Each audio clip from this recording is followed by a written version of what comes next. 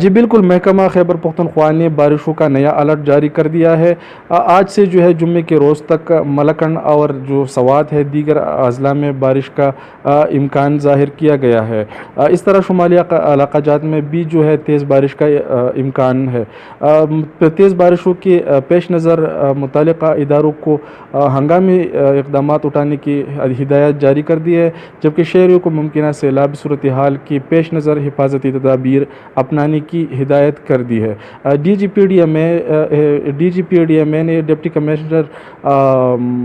Commissioners development authority WSS کو خصوصی ہدایت جاری کر دی۔ اس طرح متعلقہ جو اضلاع ہے ان کے ڈپٹی کمشنر کو خصوصی کوارڈینیشن میٹنگ منعقد کرنے کی بھی ہدایات کر دی ہے، جبکہ ہزارہ ملکنڈ ڈویژن اور سوات میں سیاحوں کو دورانی سفر جو ہے احتیاطی تدابیر اختیار کرنے اور سیاح جو ہے سیاحتی مقامات جانے سے قبل موسم سے خود کو ضرور آگاہ کرے۔ D G P D M A کے مطابق ایمرجنسی آپریشن سینٹر جو ہے مکمل فعال ہے۔ عوام کسی بھی ناخوشگوار واقعے کی اطلاع جو ہے ہیلپ لائن 1700 پر دے۔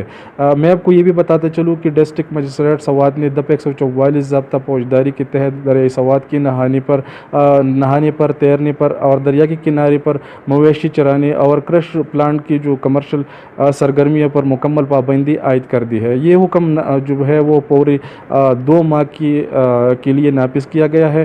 اس کے خلاف ورزی پر جو ہے تعزیرات پاکستان کی دپ 188 کے تحت سزا بھی دی جائے گی۔ اس طرح پروونشل ڈیزاسٹر مینجمنٹ نے حکومت خیبر پختونخوا نے جو ہے قدرتی آفات اور موسمی صورتحال اور حکومتی اقدامات سے متعلق جو ہے معلومات سے بروقت آگاہی کے لیے جو ہے موبائل اپلیکیشن جو ہے وہ مترادف کر دی ہے۔ گوگل سے جو ہے وہ ڈاؤن لوڈ کیا جا سکتا ہے۔ جی